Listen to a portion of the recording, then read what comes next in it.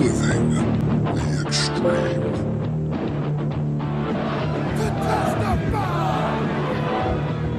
My name is Bubba Ray Dudley. I don't need a weapon. My hands are my weapons.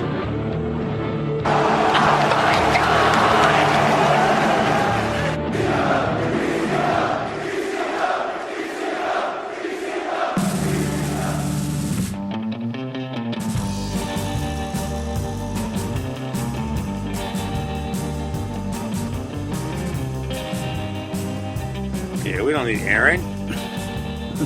He brings nothing anyway. I'm the guy that Jericho steals all his fucking material from, so one of these days I'm going to go in public and tell him he stole my material from me like 1996, and he's still stealing it. To this very day. I think he is. I mean, clearly nobody's going to believe me.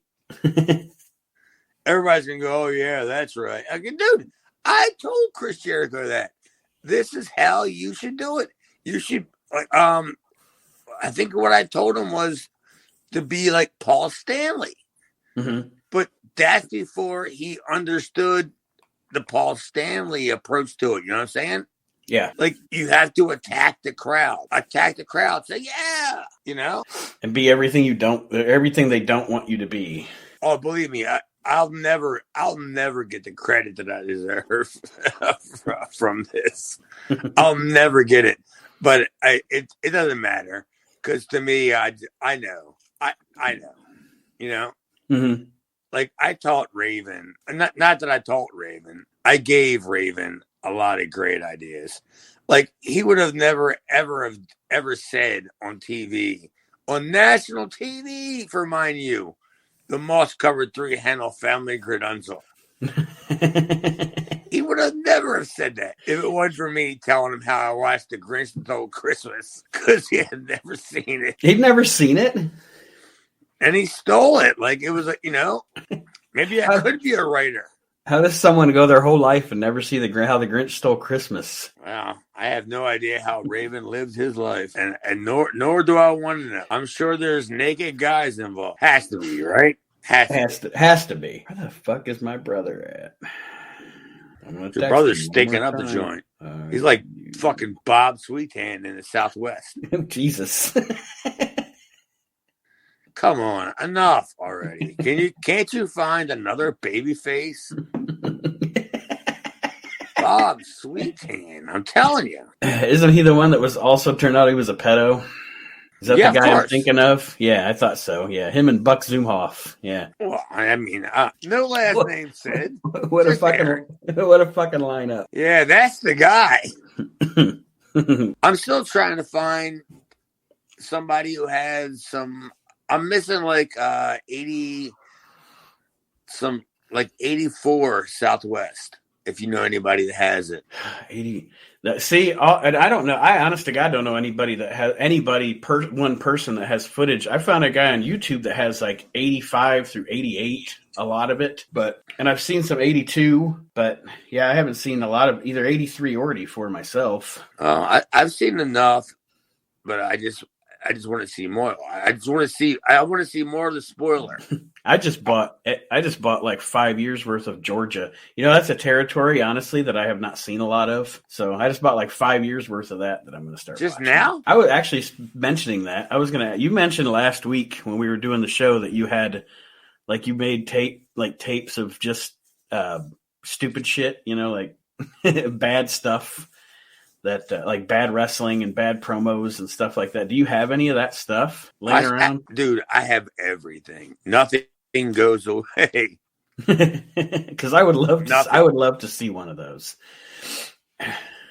All right, so you want one of my wrestling's cheapest matches? Yes, that's what it was. I can make that for you.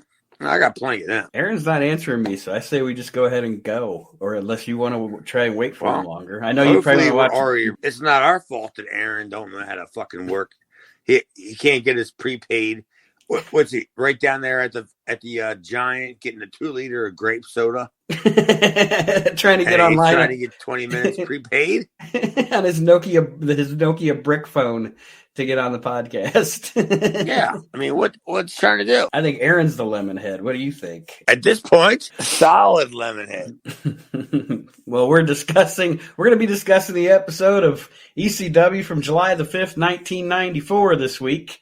As you have heard, we've been already having a little conversation, Chad Austin and myself. I am Nate Maxson. We're waiting on Aron to show up, but we decided to get this show rolling without him, and I'll see what the hell's going on with him. But I was going to let him make the announcement on the show, but since he's not here, yes, he did the poll, Chad, as you saw, whether or not Dory Funk is a lemonhead. And actually, Aron won. The viewers, the listeners voted, and they voted that Dory Funk is indeed a lemonhead.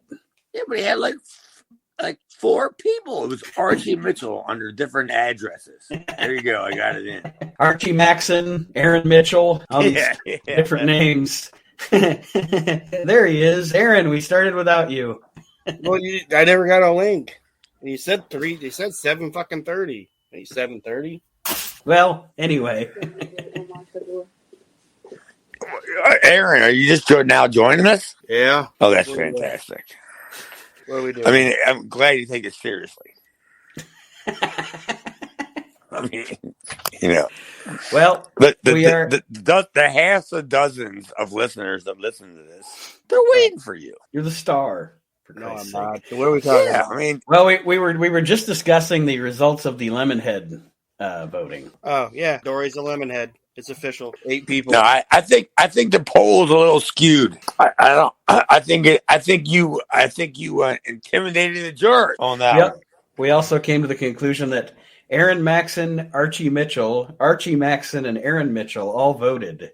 That I didn't even vote. Isn't Archie Mitchell in Top Flight? Isn't he the one that like Tony Schiavone goes, "Oh my God, Archie Mitchell"? Not him. Nah, not the same guy. You're close though. I don't think there's a lot of flight involving Archie. Well, like I said, folks, the episode of ECW we are reviewing this week is July the 4th, 1994. And we come out of last week's show. Last week they were hyping a match between Sabu and Chad Austin. We're going to see that on this show. And much, much more. We start the show with the Funks and the public hype for the Public Enemy Funks match, Barbed Wire, July 16th at the ECW Arena. And then they show a promo with Terry and Lemonhead putting over ECW in the mid-ring. Actually, Terry puts over ECW and Dory puts over Terry. Yeah. I mean, how do you not put over a territory like that, right? Especially a burgeoning territory that at this point, I think Terry's kind of committed. You know, he sees what he sees and he's... Oh, yeah. I mean, Terry was committed until the very end, as far as I know. You know, I don't know shit, but as far as I know, he was committed to the very end. And Dory was just like, that's right. Hey, that's my brother Terry. That's my brother Terry. Oh my God, man. I mean, didn't I say it on the last week's show when they announced it? That this was a highlight of my life, my career? He's like a corpse. No. Oh yeah, he wasn't just like a corpse. For me to walk up to him in the locker room and be like, you know, you get that limp-handed wrestler shake, you know? Mm-hmm. And you're like, no, that's his real life shake. Marty's lifting his arm up to shake your hand. Yeah, that's about all you're going to get. Aron, any words on this promo here, or this clip of a promo anyway? It just shows that even though 2 guys can come from the same sack, how different they can be. I mean, if you did put Dory and Terry together and you didn't know they were brothers, you wouldn't know they were brothers. I think it's like 2 completely different people. At least not in 1994, you wouldn't. I mean, I can't. I wasn't alive in the 70s, so I can't speak to the 70s. But especially, I've seen a lot of the 70s. In the 70s, how would you say this, I guess, in today's terms? Terry was the guy that would flop around, but Dory was the guy that would just come in and be like, no, you know, this is over. You know, we're getting serious now, you know? Right. So Dory was the shooter. Terry was the entertainer, I guess. Yeah, because he was in Japan, you know? Mm-hmm. He's got to entertain them fucking, I'm not going to say it, but, you know. as they chant, telly, telly, telly. Yeah, he's got to entertain them guys. And so he's doing his thing where he's flopping around like a fish and Dory's coming in. And he's like, "Oh, fuck all this nonsense." Spinning toe hold. Headlock. Or headlock. forearm. It's forearm. Forearm. It's all it is. It's forearm. And then the heels, what? Bump out of the ring? Maybe hit him with a lemon headbutt. But other than that, yeah. The lemon head again. We're going with the lemon head again. People spoke. Oh, the people spoke. So now all we're going to talk about is the lemon head. Whenever Dory's there. That's all the show's going to be about, is about the lemon head. The first match on this show is terrible. It is the Public Enemy against a team, as they say, a team from the promotion in Florida, Phi Delta Slam. This match is terrible. It's awful. Yes.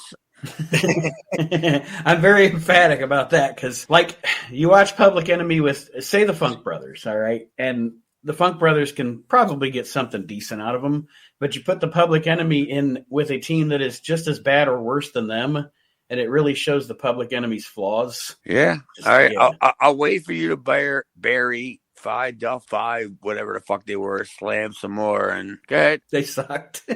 Aaron? I didn't think they sucked. I just think that these two teams didn't mesh well, and it was also funny because Black Bill Watts Jr. was like, "We'd like to thank our Florida affiliate for all the information on Pi Delta Slam," but then he didn't know either one of their names. He just kept calling them Pi Delta Slam. He never was so he got no information on these guys. I'll have you know that I'm the guy that put the word in for him. Really?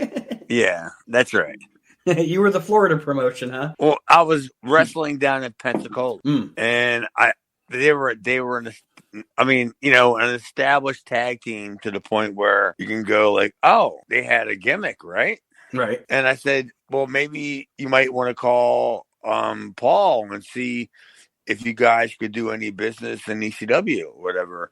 And, these guys didn't know shit from Shinola when it come to, promotion or even ECW, right? Mm-hmm. And I don't think I gave him Paul's number. I think I gave him the right way to go. You know what I mean? Right. Sent him in the right direction, yeah. Yeah, so blame me. You're going to blame anybody.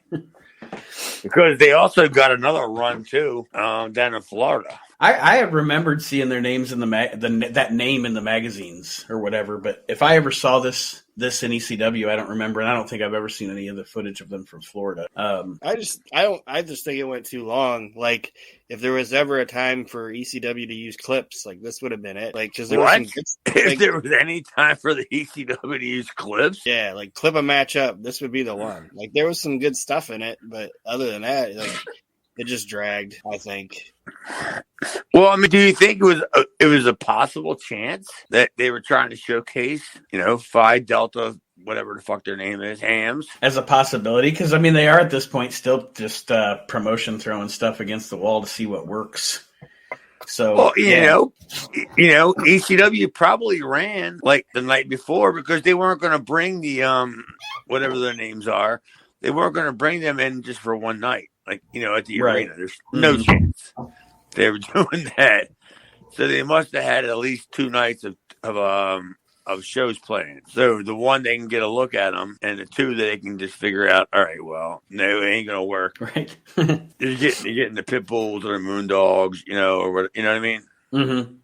Or whatever. The Public Enemy wins this match with a drive-by, and then, I mean, during the match, Willie Scoops says the Public Enemy are hoodie to the bone, and there is a slight "We Want Funk" chant during the match. But like I said, Public Enemy wins with a drive-by, and then we go into, and Aaron, I don't think you were here yet when I said this, but in my notes here, I have a Tommy Cairo promo with Peaches, and I wrote down, is she smoking a Virginia Slim? Because it was the longest cigarette I've ever seen. Oh, yeah, I put that on there. I just wrote it. I just said Tommy likes her Virginia Slim. Yeah, didn't like 3 people smoke that cigarette? I think somebody else didn't, like Raven or somebody else afterwards grab it and smoke it. And I was like, it's the same cigarette. They're just passing it around. It's a Virginia Real Slim. They show a bunch of footage of the rivalry of Tommy Cairo and Sandman, and as we kind of mentioned last week, this rivalry has jumped the shark, to me personally. But nothing really to write home about the promo unless you guys had any notes on it. No, every clip was just Tommy Cairo getting beat with a stick 7 times in a row. just keeps getting beat with the stick. It sounds like you were getting beat with a stick. What was that all about? The door. The door? Yeah. Where do you live? In the garage? What was that? Are you saving aluminum cans? Gotta eat somehow. All right, I'm just asking. I'm not judging. After this whole deal, like I said, recapping the now long drawn out feud between the Sandman and Tommy Cairo, we see the same video they showed last week, showing clips of Sabu and then clips of Chad in action. Fucking, that's right. And then we get another video showing us that next week it's going to be the Tasmaniac against Superfly Jimmy Snuka. Well, the one the world's been waiting for. And they're going to try to outshadow us. Come on. Bunch of savages. I know. I mean, seriously, come on. They're going to put on a Savoldi classic, and they're going to try to push me and Sabu aside. I don't think so.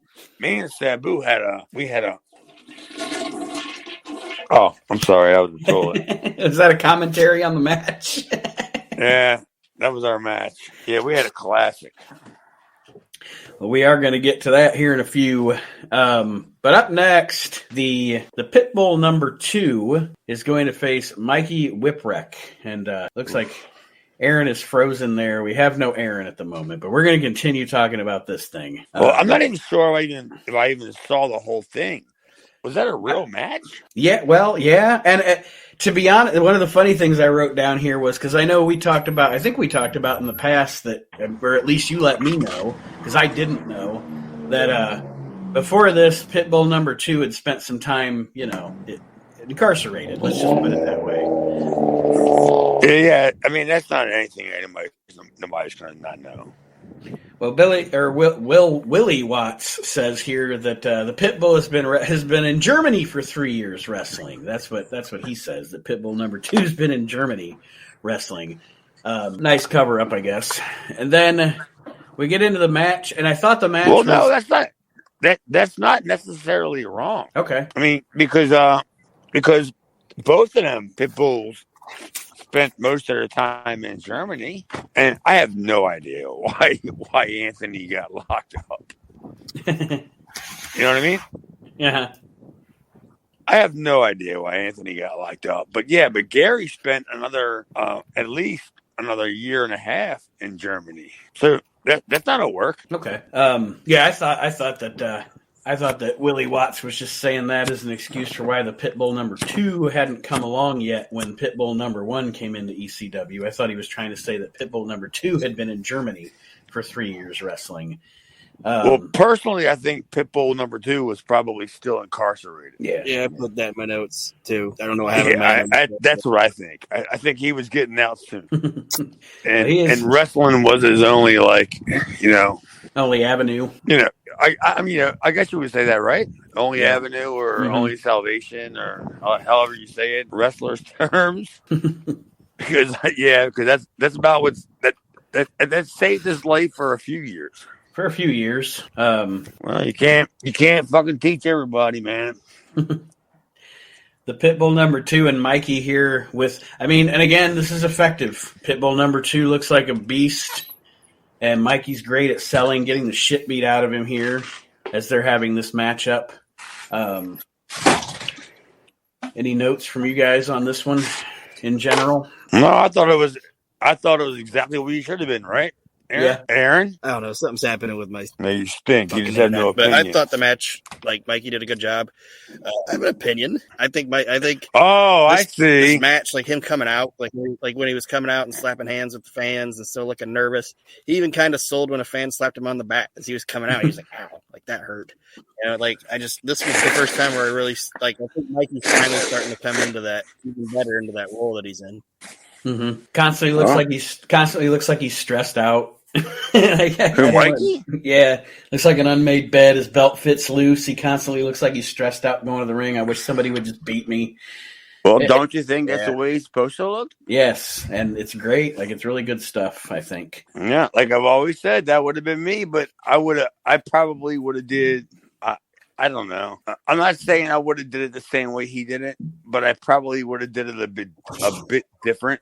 because I wasn't a comic book kind of guy Mm-hmm. like Mikey was or is or whatever still is. Right. But I wouldn't have went that route with that like little dragon shirt that he wears. I probably would have found some shirt that says I'm a jobber. Something to that effect.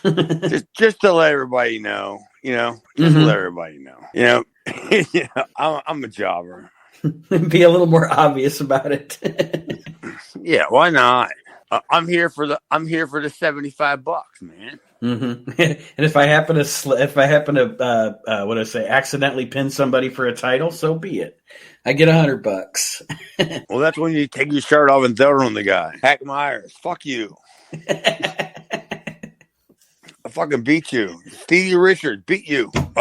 Hervey Ernesto beat you. Some fucking Puerto Ricano kid, whatever his name was. Tony Stetson beat you. Fuck, I beat him. Yeah, Tui Tsunami. Gino Caruso. Well, I don't know if I beat him. I'm not going to go there. I'm not going to go crazy. He tried the head scissors and he ran away, right? The super sack? Oh, yeah. Of course. He called a flying head scissors in the corner, and I said, nope. Bye-bye. I dumped him right over the buckle. Is he able to do a leapfrog without injuring anybody? I don't know. We gotta ask who's the guy who wrestled the most. One of them guys that did like 4 gimmicks on a show. Dino Sendoff? No, before him. What's the guy? No, I mean it'll come to me and I'll post it in the group, the guy's name. But yeah, it was somebody he would work like 4 times. They would all wear mask gimmicks. He'd be a Russian assassin number 4. Gino Caruso would be. You got a 10-match card. 4 guys are working. Yeah. and a tag team battle royal, and there's like 4 teams. Come on. Yeah, I worked so many of them shows. Like, what am I doing? I have to go out again. Like, what do you mean? Oh no! Well, after you're done here, you have to go back out for the battle royal. There's a battle royal. Yeah, I don't know. I get lost in that shit, but yeah, but I still love that shit. Classic indie wrestling, nothing like it. During this match, there's a spot where, excuse me, Pitbull throws Mikey on the top rope to the outside. Mikey hits the rope, bounces to the outside, and then Jason and Pitbull 1 do the old double team job on Mikey outside the ring. And then for the finish, Mikey actually ducks a clothesline and hits Jason, and then that promotes Jason and Pitbull number 1 to come into the ring in a 3-way beatdown. And again, Mikey, once again, happenstance, retains the television title. Well, what else are you gonna do? You can't. You're not gonna beat the. You ain't beating the Pitbulls, are you? No, especially not Pitbull 2, and it's pretty much first televised match in ECW. Pitbull 2? Mm-hmm. Oh, I don't know. I think it was, because I think all we've seen him do so far is a run-in. Yeah, he ran in at the farmer's market. Yeah. No, I've seen him do that double power bomb thing like a million times, but I don't know if that was in a tag team. You know what I mean? Mm-hmm. Aaron, what did you think of this match overall? It did what it was supposed to do, and it furthered the storyline with Taz with the Pitbulls, because Taz comes out in the end to try to save Mike. Ends up getting beat down. So yeah, gets beat up for his troubles and saving Mikey. He got beat up for his troubles. Like, yeah, if I was a guy in the locker room, I would never be a guy who would run out there. Yeah, like, fuck that shit. You got your own I got my own problems. Yeah. Abdullah Butcher's mauling some guy on TV. And they go like, we need jobbers, hurry up, go out there. And then you get these guys wearing just pants, no shirt, nothing, or a guy wearing a shirt, no pants. And they get out there and they're trying to stop Abdullah Butcher, like, come on, dude. A guy with shirt, no pants. I like it. Yeah, look at him. I mean, Gordon Soley. And Gordon Soley's like, Here comes the brigade, and we have the pants and the no pants brigade. I don't know whose cheeks those are, but he needs to head back to the back. Yeah, I don't know about that either. Watch out for that fork if it's Abdullah the Butcher too, by the way. Got no pants. He's coming out to hit the swanky Archie. Say Archie Mitchell? I already gave Archie a plug. So, yeah, that's enough. Yeah, that definitely is enough. I'll commit to it. Up next here on the show, we get a promo from Paul E. Dangerously hyping the match coming up between Shane Douglas and Sabu on July the 16th at Heat Wave. Of course, because you want to sound relevant at the time, he's got to bring up the O.J. Simpson trial and how that's been preempting all the TV shows. And he also basically says that he would gladly put the OJ in the gas chamber to make sure ECW stops getting preempted. Well, I've already told you on previous shows how that whole entire rundown went. So I have no idea how the show impacted the ECW arena show. That's I mean, it drew, right? Right. So I mean, are you making an excuse for the reason why it drew so well? Are you saying we still drew? You know what I'm saying? Nate? And Is that what you're saying? I think so. Yeah. You know, he's essentially saying despite everything, we're doing well, but I would gladly have OJ put in the gas chamber so my show doesn't get preempted again, which I don't think ECW would again been getting preempted for the OJ trial anyway, wouldn't it? It wasn't like it was on weekdays at 4. It was on what, like Saturday, Tuesday night at midnight or something? Chad, you would probably know better than I would. No, it was on all the time. Oh, okay. Yeah, it was on 24/7 on a channel. I don't know what channel, but it was on a channel. Not sure which channel, but it was on a channel. No, it was. It was definitely on a channel. I mean, back. Well, you know what? What are you saying? 30 years ago? Yeah. Like, what was the channel? It's probably Court TV, maybe. Possibly? Oh no! I'm sorry. I meant ECW. ECW. Wasn't ECW on like at midnight sometime? It wasn't like ECW was on in the afternoon, right? Well, it depends on where you were at. Like, I hear this shit all the time. And I always got to be like, I ain't defending it. It's the Sunshine Network, right? They eventually are on the Sunshine Network. Yeah, I don't think they're on the Sunshine Network yet at this point. I think it's just in the Northeast. Okay, well then they're on TV. Yeah, they're on TV. You got to find them. It ain't my fault that nobody watched it. I don't do the fucking the Nielsen ratings for that shit, for that nonsense. But you know what I mean? I have no idea. It was probably on, if you said it was in Philadelphia, yeah, it was on, I don't know what it is, KL, I don't remember the name of the channel was. But it was probably on that, and it was probably on Sports Channel America. And then if it was on Sports Channel America, then it was automatically syndicated to everywhere else. If they wanted it. Right. It wasn't like it was an automatic thing. So it was if they wanted it. And some of the channels, and I know this for a fact, that some of the channels would rather have horse racing. Yeah. They got better ratings than that. And I'm like, but it's Hack Myers. You'd rather watch Seabiscuit than Hack Myers? Yeah. Apparently some people would. The next deal on this show is involving the star of our show, Chad Austin, and the much hyped match with Sabu. And Sabu doesn't give Chad shit in this match. Not a thing.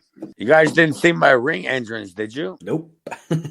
Oh, you didn't? No. Oh, you must have went and got a sandwich or a soda. Or blinked. Or maybe you burped. Yeah, not much going on there. Aaron, you want to give your commentary on Chad versus Sabu? They're still doing the gurney gimmick, and I actually still like the gurney gimmick. I think it's cool. I like when Sabu used to like dive at people's feet right at the beginning of the matches. It made it like seem more chaotic. You know, like he dived at people's feet. Yeah, like when he'd like dive down at your feet and like people would have to like jump kind of out of his way and shit like that, trying to get out of you. I liked that. So what do you think about my feet? Well, you didn't get them, though. They were pretty quick. Yeah, you leapfrogged him. I mean, you like feet, right? I'm not saying I like feet. I'm not Tony Atlas. Well, you say you like feet. I said I like when he dives at people. Oh, my feet aren't cured enough? They're not manicured? You ever see my feet? That's it. I'm posting them. On the We Can't Wrestle web board or the whatever this Reliving the Extreme message board, I'm posting my feet. Archie, get ready. Watch out, Archie. It's the next poll is coming. Ew. Who's got better feet, me or Archie? I'm sure you do, Chad. Does he even have feet?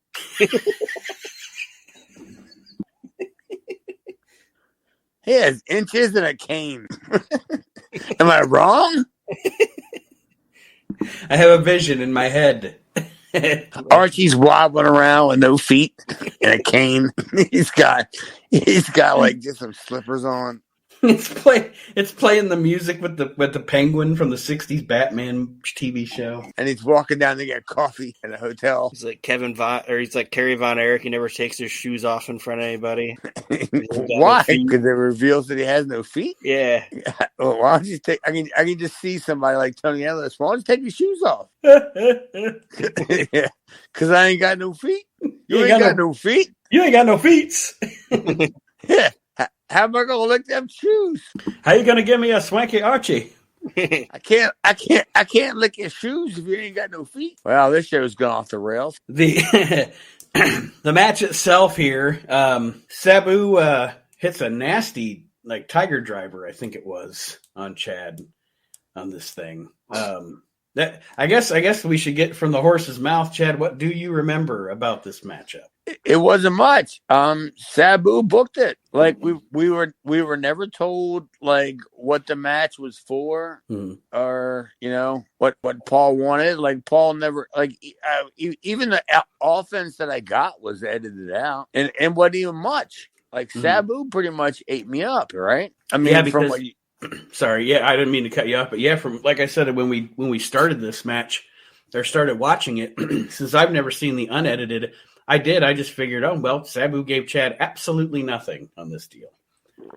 Yeah, he pretty much ate me up. And that dive to the table, he set me up for that one, man.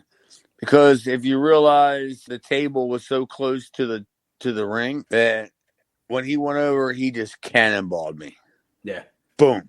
Bam. I mean, it didn't hurt me, but I knew what he was doing, trying to kill me. But I mean, all he did was kill me as a character in ECW. Right. Like, yeah, I couldn't do anything against Sabu. I didn't do anything against Sabu, or at least what you saw on TV, right? Mm-hmm. Well, and that's my thing is why did they even? And I'm not saying it wasn't. If it would have been set up properly, it wouldn't have been worth hyping it. But they're hyping it like it's going to be a competitive match, and it wasn't. And then it wasn't.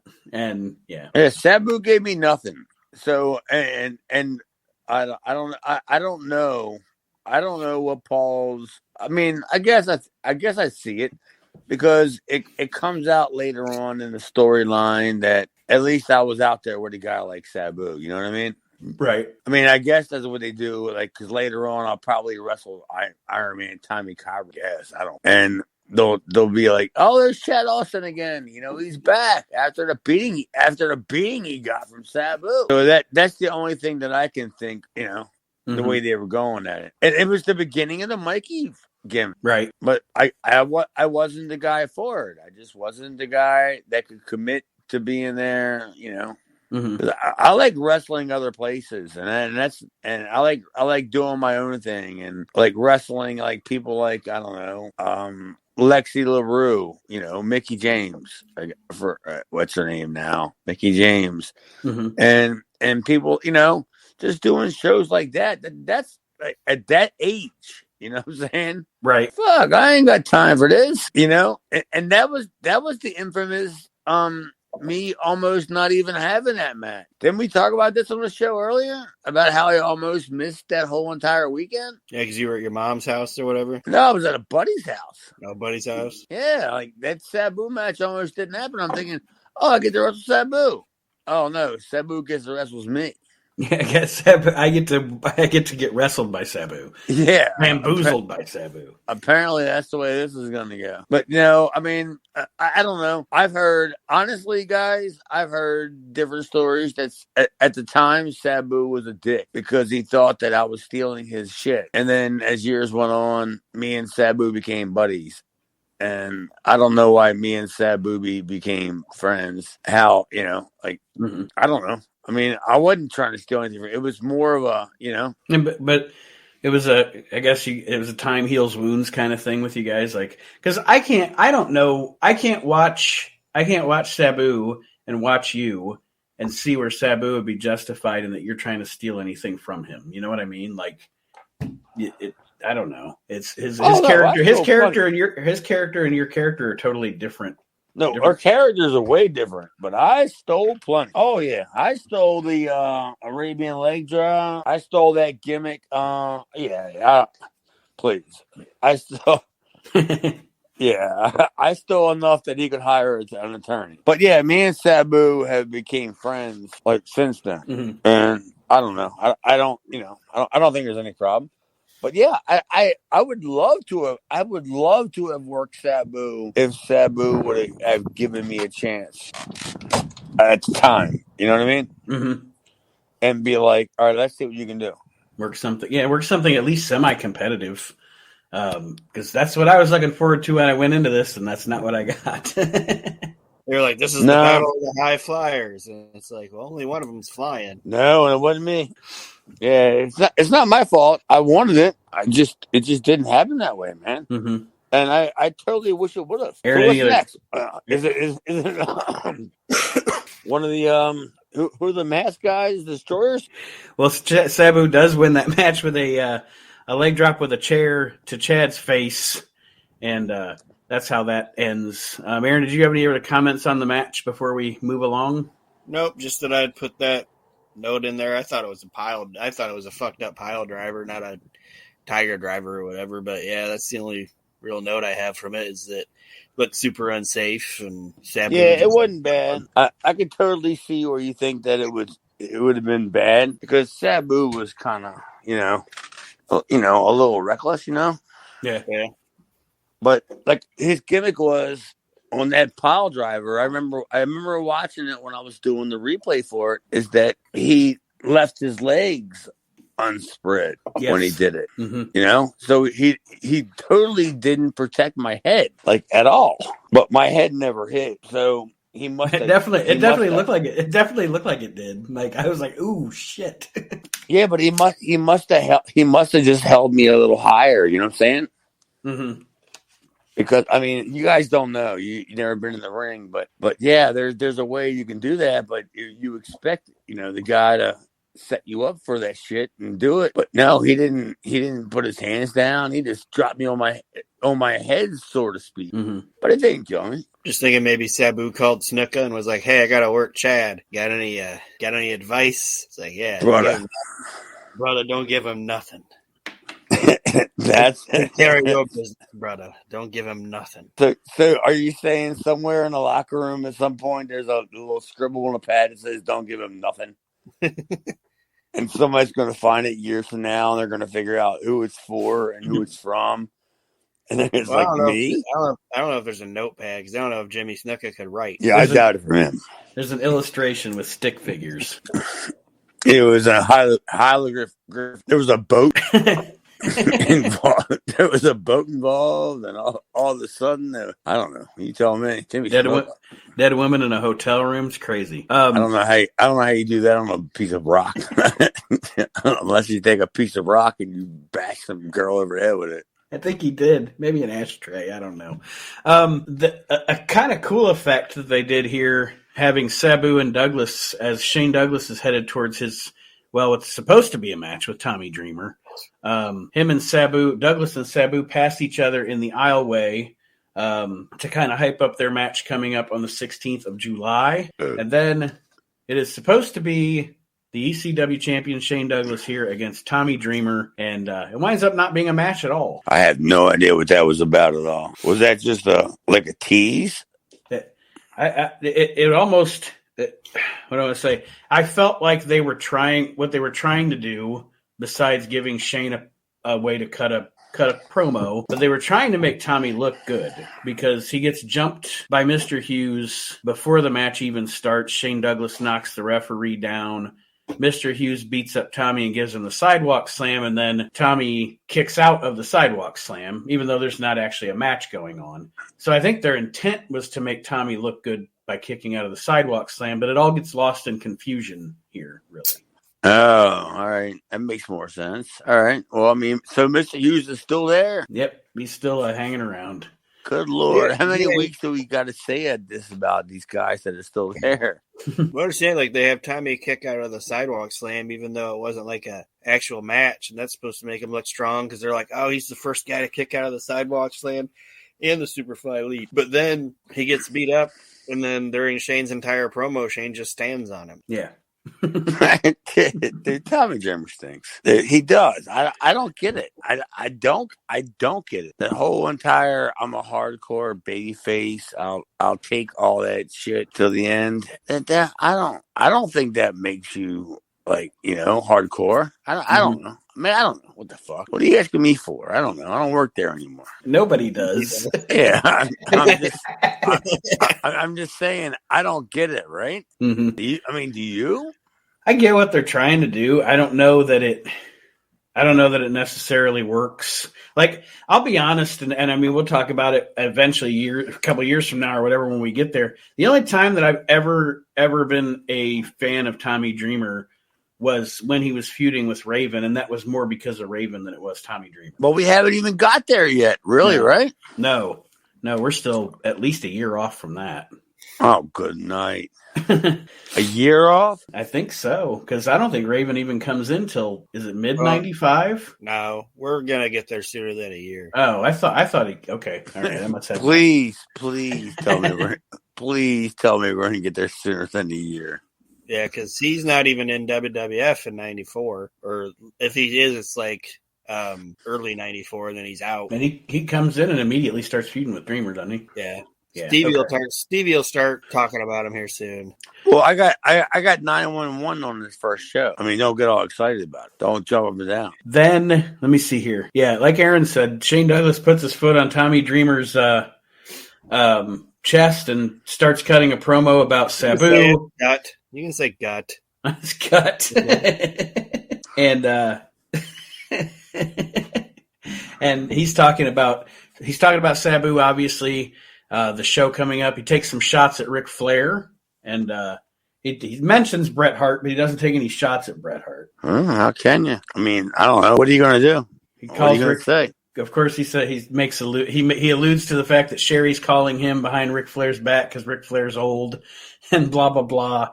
And I was just looking it up. That's why I paused for a minute there. Raven's first appearance will be January 10th, 1995.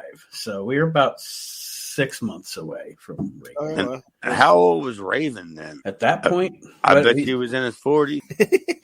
No, I bet you he was. Well, shit, he'd been wrestling since what, 88 or so? Let me see. He was born in 64, and this is 94, so you're right, he's 40. Or no, 30. I'm telling you. He's 30. Not 40, he's 30. No, he's 40. He told me he was 41 one time. And I don't know. Is that in his years? Raven has his own years like dogs and cats. You know, I'm 41 in my years. Like, what do you mean? Like, I thought you were only like a couple years older than me. Maybe he just meant he felt 41. No, he told me he was in his 40s in the early 90s. I know I watched an interview with him once, and he said that when he talked to Paulie on the phone about when he was supposed to come in, he was all fucked up, and then he hung up the phone and couldn't remember when Paul told him he was supposed to be there. So he just showed up the next week, and Paulie was like, "What are you doing here? You're not supposed to start for 2 weeks." And Ray was like, "Yeah, 2 weeks. That's right. I just wanted to come in and meet everybody. Like, that's when I'm supposed to start." Good Lord, Scotty. I don't even know what to tell you.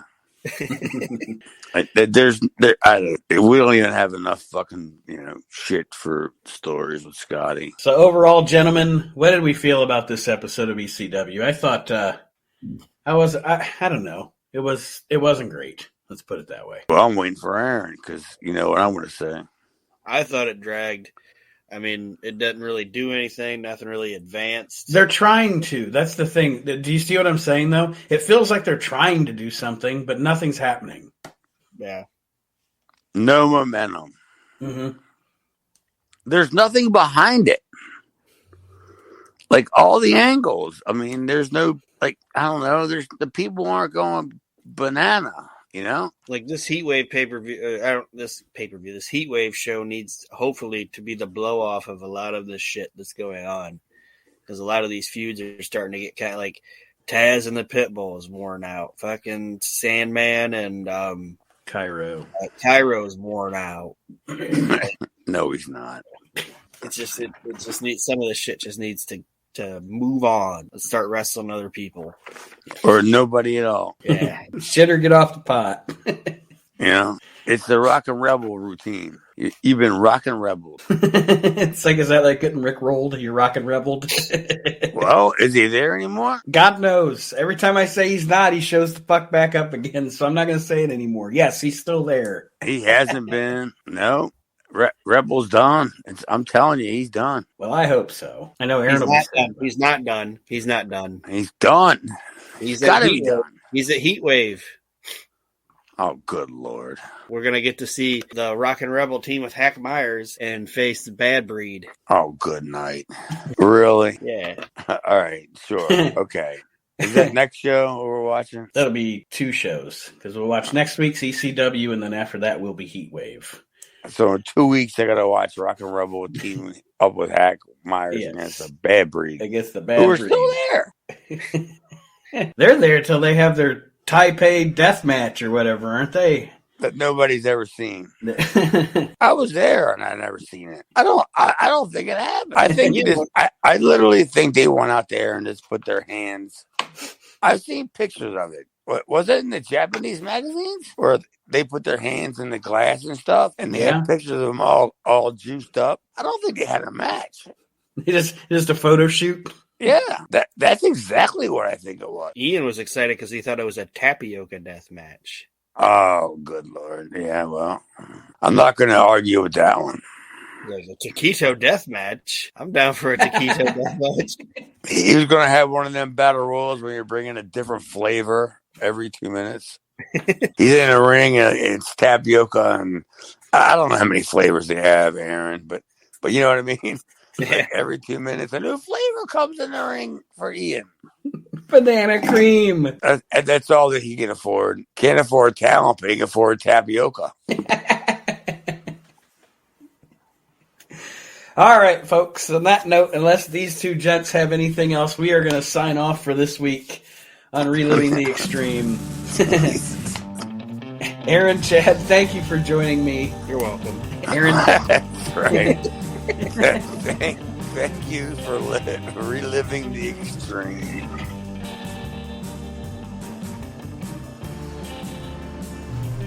Reliving the Extreme is a production of Maxson Media, all rights reserved.